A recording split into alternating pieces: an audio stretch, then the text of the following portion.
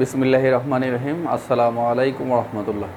আজকের আলোচনা সাক্ষ্য আইনের খুবই গুরুত্বপূর্ণ টিকা বা খুবই গুরুত্বপূর্ণ একটি বিষয় উপস্থাপন করব। যা পর্ব একে আমরা সাক্ষ্য আইনের সাক্ষ্য কাকে বলে, সাক্ষ্য কত প্রকার ও কী কী আলোচনা করেছিলাম। আজকে পর্ব 2-এ সাক্ষ্য আইনের বিচার্য বিষয় এবং প্রাসঙ্গিক বিষয় কি আলোচনা করব। অর্থাৎ এখানে বিচার্য বিষয়, প্রাসঙ্গিক বিষয়, এখানে আলোচনা বিচার্য এবং প্রাসঙ্গিক এই দুটো আলোচনা করার পূর্বে আমরা এই দুটিকে আমরা পর্বে 3-তে নিয়ে গিয়েছে, অর্থাৎ 3 নিয়ে গিয়েছে। আজকে আমরা এই বিচার্য বিষয় এবং প্রাসঙ্গিক বিষয়ে আলোচনা পূর্বে আজকে আমরা আলোচনা করব বিষয় কি। অর্থাৎ এখানে অনেকে আমাকে জিজ্ঞেস করেছেন যে বিচার্য বিষয়, প্রাসঙ্গিক বিষয় অর্থাৎ বিষয়টা কি, অনেকে কনফিউশন রয়েছেন। তাহলে আজকে আমরা আলোচনা করব বিষয়। তাহলে এখানে বিষয় যদি আমরা বুঝতে চাই তাহলে আমাদেরকে দুটি বিষয় খেয়াল রাখতে হবে। সেটি হচ্ছে, একটা হচ্ছে ইন্দ্রিয় গ্রাহ্য,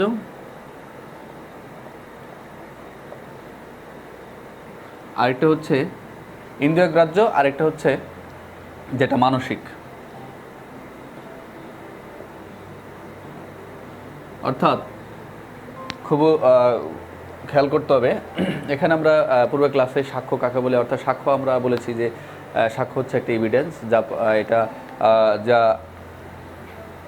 বিচার্য বিষয়, প্রাসঙ্গিক বিষয়ের উপর উপস্থাপনের উপর যে বিবৃতি প্রদান করা হয় সেটা হচ্ছে সাক্ষ্য আইন বলা হয়েছিল। এখানে বিষয় বিচার্য পরে হচ্ছে বিষয়, প্রাসঙ্গিক বিষয়। এখানে বোঝার জন্য অবশ্যই ইন্দ্রিয় গ্রাহ্য, যেখানে ইন্দ্রিয় গ্রাহ্যটা কি, যে কোনো কিছুর অবস্থা। ইন্দ্রিয় গ্রাহ্য হচ্ছে কোনো কিছুর অবস্থা বা কোনো কিছুর সম্পর্ক। এই দুটো বুঝতে হবে ভালো করে। যে আবার বলছে বিষয়ের সাথে দুইটি বিষয় জড়িত, একটি হচ্ছে ইন্দ্রিয় গ্রাহ্য আর হচ্ছে মানসিক। তাহলে ইন্দ্রিয় গ্রাহ্য হচ্ছে কোনো কিছু বা কোনো কিছুর সম্পর্ক বা কোনো কিছুর অবস্থা বা কোনো কিছুর সম্পর্ক। তাহলে এখানে দুইটি, কোনো কিছুর অবস্থা বা কোনো কিছুর সম্পর্ক। এখন আছে মানসিক। মানসিক হচ্ছে কোনো কিছু অবস্থা সম্পর্ক ওই ব্যক্তি সচেতন। আমরা খেয়াল রাখি যে কোনো কিছু অপরাধ করার আগে আমাদের মাইন্ডে অবশ্যই এটা আমরা সচেতন থাকি যে এটা অপরাধ হতে পারে, এটা আমরা রিয়েলাইজেশন করতে পারি। কিন্তু ইন্দ্রিয় গ্রাহ্য যেটা আসে সেটা আমরা কি রিয়েলাইজেশন করতে পারি না। তাহলে আমরা এখন ইন্দ্রিয় গ্রাহ্য হচ্ছে কোনো কিছুর অবস্থা, কোনো কিছুর সম্পর্ক, আর মানসিক অবস্থা হচ্ছে ওই ব্যক্তি সম্পর্কে সচেতন। তাহলে এখানে হচ্ছে সচেতনতা, সচেতন, আর এখানে হচ্ছে অবস্থা। আরেকটি বলেছি সেটা হচ্ছে কোনো সম্পর্কে। এখানে আবার একটু খেয়াল করি, এখানে এই দুটি বিষয়কে মনে রাখার জন্য ব্যান্থাম, অর্থাৎ ব্যান্থাম বলেছে এখানে দুইটা বিষয়, একটা বাহ্যিক আরটা হচ্ছে মানসিক, যেটা আবার আসছে। অর্থাৎ বাহ্যিক এবং মানসিক। অর্থাৎ আমরা এখানে যদি উদাহরণ দেই তাহলে আমরা বলতে পারি কোনো নির্দিষ্ট স্থানে কোনো নির্দিষ্ট বস্তু কোনো নির্দিষ্ট অবস্থায় সুন্দর করে সাজানো আছে, এটা একটা বিষয়। আরেকটা বিষয় কোনো ব্যক্তি কোনো কিছু শুনেছে বা দেখেছে, এটা একটা বিষয়। আরেকটা বিষয় হচ্ছে কোনো এক ব্যক্তি কথা বলেছে, এটা একটা বিষয়। আরেকটা বিষয় হচ্ছে কোনো ব্যক্তির কোনো খ্যাতি আছে বা যশ আছে, এটা একটা বিষয়। আমি আবার বলছি এখানে 4টি বিষয় বলেছি। একটা বিষয় হচ্ছে কোনো নির্দিষ্ট বস্তুকে নির্দিষ্ট স্থানে সাজানো রয়েছে, এটা একটা বিষয়। আরেকটা বিষয় হচ্ছে কোনো ব্যক্তি কোনো কিছু শুনেছে বা দেখেছে, এটা একটা বিষয়। কোনো ব্যক্তি কোনো কথা বলেছে, এটা একটা বিষয়। আরেকটা বিষয় সর্বশেষ যেটা বলছে কোনো ব্যক্তির কোনো খ্যাতি বা যশ আছে বা সুনাম আছে, এটা একটা বিষয়। তাহলে ব্যান্থাম এই দুইটা বিষয়কে সংজ্ঞায়িত করেছেন, একটা হচ্ছে বাহ্যিক আর একটা হচ্ছে মানসিক।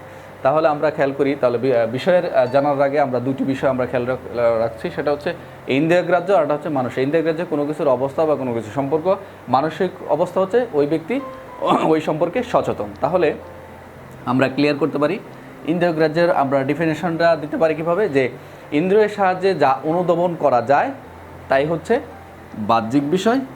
আমি আবার বলছি, ইন্দ্রিয়ের সাহায্যে যা অনুধাবন করা যায় তাই হচ্ছে বাহ্যিক বিষয়। কিন্তু অন্যদিকে এটা প্রমাণ করা যায়, কিন্তু এটা মানসিকভাবে সেটা মানসিক যেটা অবস্থা আমরা দলিল দিয়ে প্রমাণ করা যায় না। কিন্তু এই বাহ্যিকটা হচ্ছে যেটা স্বীকারোক্তি, অর্থাৎ স্বীকারোক্তির মাধ্যমে আমরা সেটা প্রমাণ করা যায়।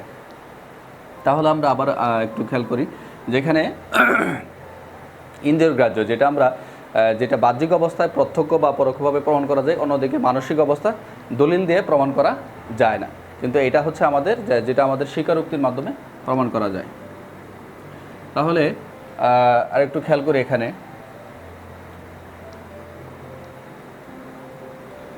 আমরা দুইটি বিষয় জানলাম, একটা হচ্ছে ইন্দ্রিয় গ্রাহ্য আর একটা হচ্ছে মানসিক অবস্থা। অর্থাৎ এখানে দুইটি বিষয়ের সাথে আমরা একটু খেয়াল করি যে ইহা এমন এক ধরনের অবস্থা যা অবশ্যই কি মানুষের সর্বদা সচেতন করে, অর্থাৎ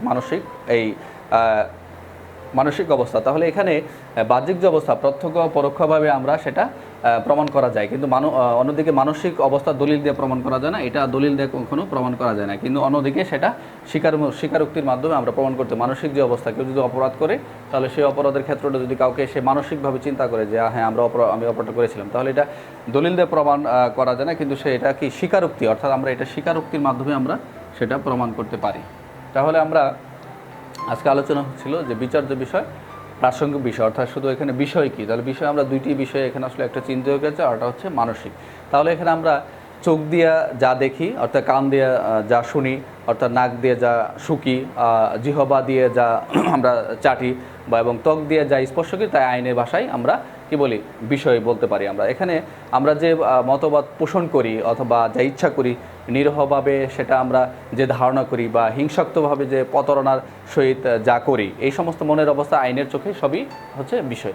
আরেকটা বিষয় হচ্ছে, যেমন উদাহরণ দিতে পারি, যেমন জায়েদ সাবেতকে পেটে ছুরি মেরে হত্যা করেছে, এটা একটা বিষয়। ইহা প্রত্যক্ষ বা প্রত্যক্ষ বহিঃপ্রকারে আমরা সাক্ষ্য দিয়ে প্রমাণ করতে পারবো বা প্রমাণ করা যায়। তাই জায়েদ সাবেতকে হত্যা করার উদ্দেশ্যে একটি ছুরি মেরেছে, এটা একটি মানসিক বিষয়।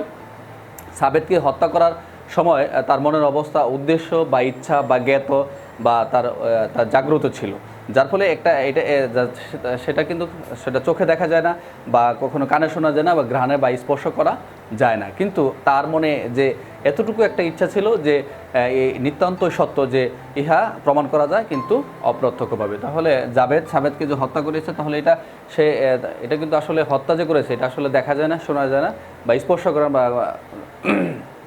করা যায় না। তাহলে সেটা তার মনে এতটুকু জাগ্রত ছিল, ইচ্ছা জাগ্রত ছিল, যা প্রবৃত্তি ছিল, যা আমরা সেটা ভাষা বলা যায় না, সেটা চোখেও দেখা যায় না বা কানে শোনা যায় না। তাহলে এটা তার মনে এমন কিছু ছিল যে নিতান্তই সত্য, যার ফলে ইহা প্রমাণ করা যায় বা অপ্রত্যক্ষভাবে। তাহলে আমরা এখানে আমরা দুইটি বিষয় আবারও জানলাম, যেটা ইন্দ্রিয় গ্রাহ্য বা মানসিক। তাহলে আমরা একটু রিভিশনে যাই। সাক্ষ্য আইনের 3 ধারা। এখানে সাক্ষ্য আইনের সাক্ষ্য আইনের 3 ধারায় বিচার্য বিষয়, প্রাসঙ্গিক বিষয়, অর্থাৎ এখানে বিষয় সম্পর্কে 3 ধারায় বলা হয়েছে। তাহলে বিষয় সম্পর্কে আমরা কি জানলাম? বিষয় সম্পর্কে আমরা দুইটি বিষয় জানি, ইন্দ্রিয় গ্রাহ্য আর হচ্ছে মানসিক অবস্থা। অর্থাৎ ইন্দ্রিয় গ্রাহ্য আমরা কি, যেটা কোনো কিছুর অবস্থা, কোনো কিছুর সম্পর্ক বলে, আর মানসিক অবস্থা যার সম্পর্কে ওই ব্যক্তি সচেতন। এখানে এই দুইটি বিষয়ে আমরা খেয়াল করলাম। অর্থাৎ বিষয় সম্পর্কে আমরা কি বলেছি, যে কোনো নির্দিষ্ট স্থানে নির্দিষ্ট বস্তু সাজানো রয়েছে। আবার এটা একটা বিষয়। আরেকটা কি বলেছে, যে কোনো ব্যক্তি কোনো শুনেছে বা দেখেছে, এটা একটা বিষয়। আর কোনো ব্যক্তি কোনো কিছু বলেছে, এটা একটা বিষয়। আরেকটা বিষয়, কোনো ব্যক্তির কোনো খ্যাতি আছে, এটা একটা বিষয়। অর্থাৎ বেন্থাম বিষয়টি কি দুইটি ভাগ করা হচ্ছে, একটা বাহ্যিক আর একটা মানসিক। এখানে বাহ্যিক ইন্দ্রিয়ের সাহায্যে যা অনুধাবন করা যায় তাই হলো বাহ্যিক, আর ইন্দ্রিয় সাহায্যে যে অবস্থা, ইন্দ্রিয়ের সাহায্যে যে অনুধাবন করা যায় না, তাকে হচ্ছে মানসিক অবস্থা, অর্থাৎ মানসিক। তাহলে আজকে আমরা এই বিষয়, অর্থাৎ সাক্ষ্য আইনের 3 ধারা, বিচার্য বিষয়, প্রাসঙ্গিক বিষয়, অর্থাৎ বিষয় সম্পর্কে সুস্পষ্ট ধারণা পেলাম।